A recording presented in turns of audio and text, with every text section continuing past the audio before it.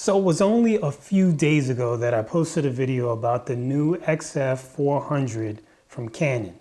And now Sony, because Sony produces more cameras than raindrops in a rainforest, they got one just like it. Stay right there, you're gonna wanna see this.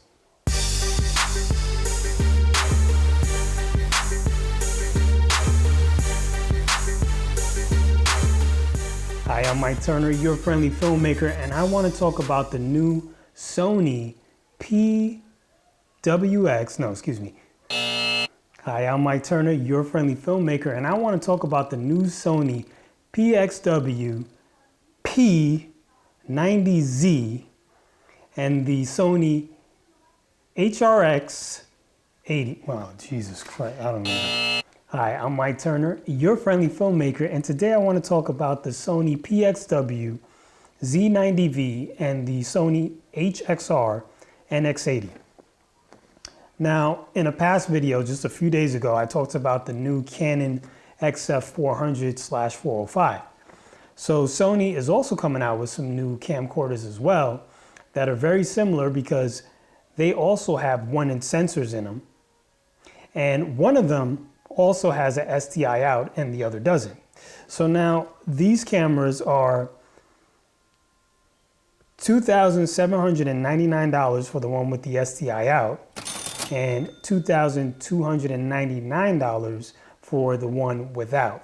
Now, just like in the case of the Canons, the cameras are pretty much identical except for the SDI-out feature. I also think that the higher end Sony, I think it also might come with some additional streaming features and some better Wi-Fi capabilities. Now, both cameras have a 1-inch sensor. Obviously, if you have a 1-inch sensor, it's a little nicer to have because you can get a better shallow depth of field in an ENG style camera. Not only that, you're going to get better low light performance and a better image because the sensor is a little bit bigger. ENG cameras of old all came with like a 1/2-inch sensor or a 1/3 of an inch sensor. And the image quality coming out of those was really not that great. And you could never really achieve, a real shallow depth of field. I mean, you could back up from your subject, zoom in, and if there's enough distance behind your subject, you could blur out whatever was behind your subject. So it was possible, but it wasn't that pretty, right? But now with these 1-inch sensor cameras, you're actually getting the capability to do a little shallow depth of field. It's nothing like what you would get out of a cinema camera or a full frame A7S or something like that. But at least you can get some shallow depth of field if you need it. Now also, this 1-inch sensor is also capable of shooting 4K. Now it shoots 4K in 24p or 30p. It does not do 60p. And it can also shoot 1080p up to 120 frames per second. And it also comes with an additional mode where you can shoot 960 frames per second, but it's some type of special burst mode. And I'm not quite sure how that works, but I know you can't just continuously record 960 frames per second for 45 minutes or something. It's not going to do that. Now we can also talk about the bit rate that you're recording in. So in 4K, you have the ability to record either 100 megabits per second or 60 megabits per second. So if you had a slower memory card, you could record in a slightly slower bit rate. That's a pretty nice feature. And also when you're shooting in HD mode, you're shooting up to 50 megabits per second. Now also for the people that like to color grade, you have the ability to switch your picture profile to S-Log2 or S-Log3. So you can shoot in that nice flat color profile, which is going to increase your dynamic range in situations where you're shooting in an area where there's shadows and like real bright highlights. You can still pull out the detail in the highlights and the shadows at the same time. Not all cameras can do that well, so S-Log helps with that. Also, there's some type of HDR mode in there that will also help with the dynamic range, and basically it's not going to shoot flat. It's pretty much going to add all the colors and everything for you, but supposedly it's supposed to give you a high dynamic range and make the picture look very, very nice. How true that is, I'm not sure. All right, now let's talk about the lens that's on this camera. You know, there's people that really don't like fixed lens cameras. They like to have that creative ability to change the lens and really customize the look to what they want. And I totally understand that. The majority of my cameras do not have a fixed lens, so I get it. However, when you're shooting events or you're just shooting some type of corporate video, you're shooting a seminar maybe, you're shooting a documentary, I feel it's much better to have a fixed lens. It just makes you way quicker when you could you just point and shoot, and you zoom when you need to, you zoom out when you need to. I think that's a little better. Not a little better, it's actually a lot better than having to fiddle with lenses and pop a lens off, put on a new one, because while you're doing that, you're missing the shot. So this lens has a 12 times zoom. So basically this is like 29 millimeters to I think like 340 something millimeters. I may be incorrect in that, maybe, yeah, I think it's 349 or something like that. But as you can see, that's a pretty nice range. I mean, 29 millimeters going past 300, that's pretty much going to cover you for anything. Now, not only does the zoom go 12 times, it can actually double to 24 times when you're shooting in HD, and that's without a loss of image quality. Now, when you shoot in 4K, it only goes to 18 times, but that's still pretty good. So this camera also comes with optical image stabilization. So if you want to go handheld, you can, because your camera will take out the shake that's in your arms. Or if you want to throw it on something like a glide cam, it will further smooth out your shot. So you also have that feature in this camera. And of course, because it is a video camera, you have 3 stages of ND filters, which I love. You know, when you're shooting and you're going indoors, outdoors, shade, into bright light, it's nice to just flick a switch and quickly stop down your camera to get that exposure that you need, just like that. And this comes with that. Also, there is an LCD touchscreen, so you can touch to focus on whatever you're focusing on. So you can touch on something in the foreground, click on something in the background, and it will pull focus for you.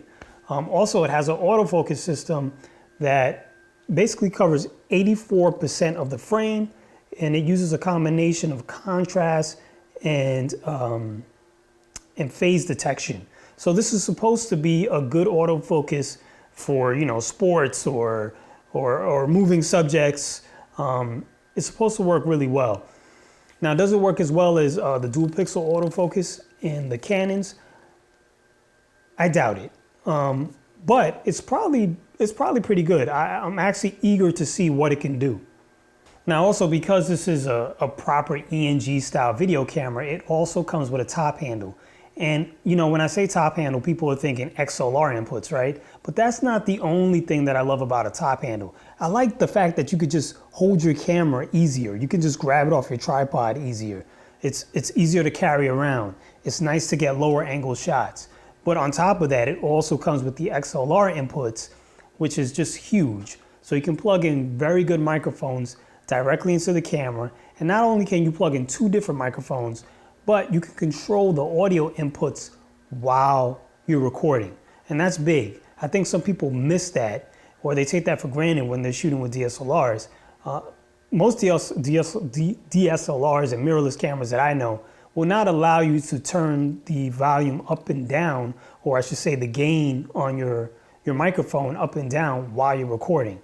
And sometimes once you start recording, your subject, you know, starts talking loudly and you want to turn it down and you can't. And that's huge.